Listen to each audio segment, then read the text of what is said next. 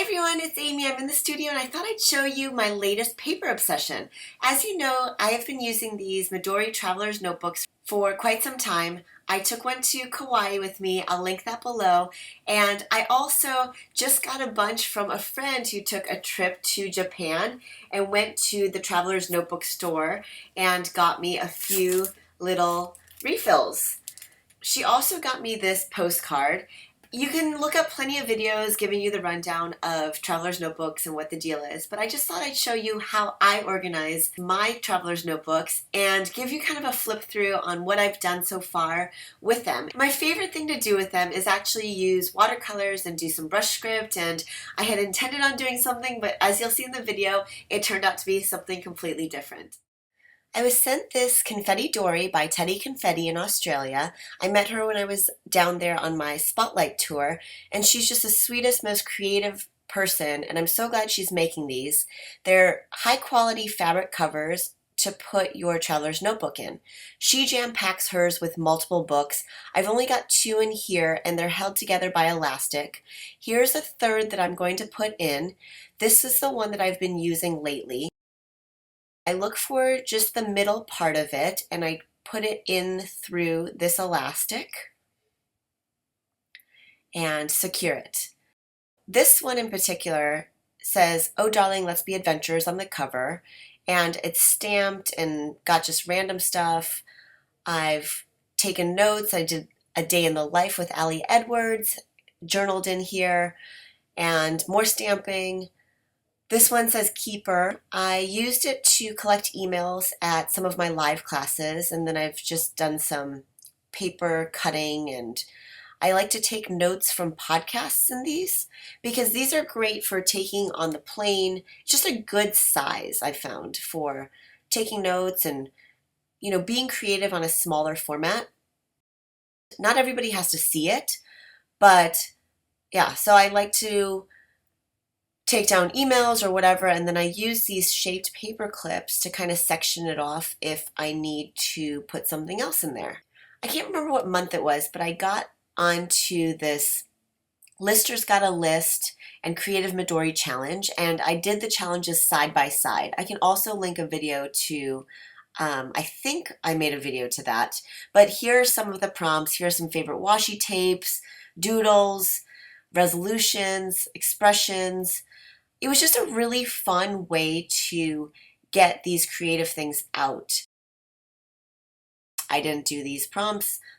A couple of them were in our 15 minutes and 3 random things design on time challenges. And basically I just wanted to show you the different ways I've used these notebooks. I've kind of embellished the blank pages because I think it's sometimes intimidating to get this beautiful little notebook and you don't know what to put in it. You don't want to share too much personal stuff if you have other people flipping through it, yet you don't want to maybe spill your guts and do something creative and then not have anybody see it. Oh, and here is a postcard that my friend Kristen Harmel gave me, and I guess had it stuck in there as well. Let me show you a quick and simple way to add to 2 pages of a traveler's notebook. So I have this quote that I want to script out using this brush. This is a Royal 2 round brush, and I'm using a watercolor set by Artist Loft. It's from the store Michaels. It's linked below. I'm using a cup of water and just getting the brush nice and wet so that I can get some water into the little paint palette. And I read this quote that seems very fitting for the whole process of taking on a new adventure. I've been really inspired and kind of eager and intrigued to try these new creative challenges to expand my horizons daily. And one of those things really was taking a chance on trying these YouTube videos. It was something that I was really afraid of, but once I started doing it and getting into a rhythm, I found that the community of people who were so supportive and wanted to see the tutorials or find out more about my life and what I was up to, it was just really so reassuring and made me so happy. So even though I'm not the best at doing these videos or vlogs, it doesn't mean that I can't try and experiment with them and give it my best. All right, so the quote is something that I read, I think on Pinterest probably, and what I wanted to do here was just put this part of it on this side and then finish it off on the right side on the lower half of the page. And then I was just going to leave it at that. But as you can see here, I'm going and kind of doing my thing because I wanted the quote to kind of be a 2-page spread across the whole notebook.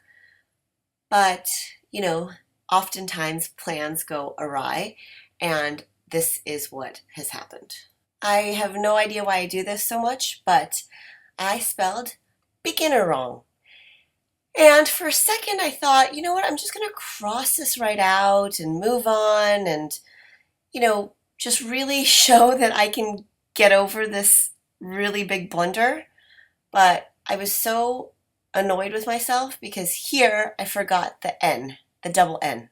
So I made a double G and then I forgot the double N. Beginner? I mean, come on, you guys. What? All right, so Plan B needed to be placed into effect, and I decided to finish the quote on the left side. But of course, I couldn't let the right side just be that way, so I'll show you how I covered up my little mistake.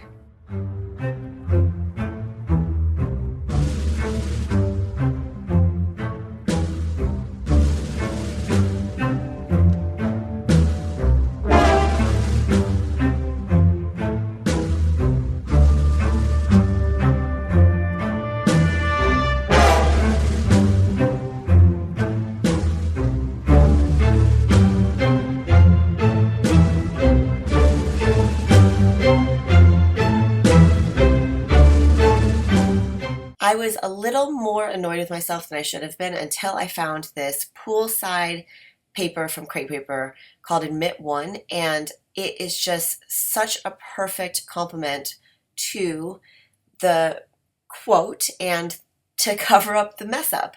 So what I did was I measured my traveler's notebook, and I measure using my fingernail. So I just put a little notch right there, and then I put a notch right there. And I'll use my Fiskars paper trimmer to trim that. I'm not sure why this is the way I measure things. I think I'm just lazy, or it's effective enough that it works, and I don't really care that much about it being so precise. Here I couldn't really feel or see where my notch was made, so I had to guess, and it turned out okay. So I'm trimming the paper down to size, and the plan is just to cover up that entire side and hopefully not see any of the writing or the ink. But here I questioned whether I should be using that side instead of the divers, but I decided to go with the original plan and use the other side.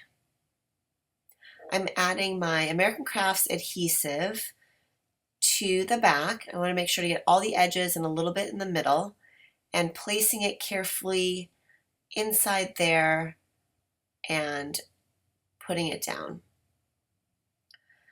Great, so I could have probably just left it like this, but I wanted to prove a point to myself and really emphasize the fact that, you know what, when you're trying something new, mistakes will happen, and it's okay.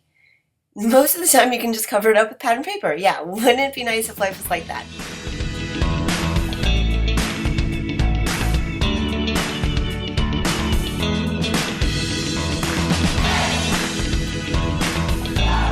I don't know about you, but I am so happy with the way this turned out. I think it's even better than my original plan. I hope this inspires you to do something that you're afraid of. Try something new, experiment, have fun with it, step out of your creative comfort zone, and take that plunge, whatever that means for you. All right, thanks so much for watching. If you haven't already subscribed, please do so, and I will see you soon.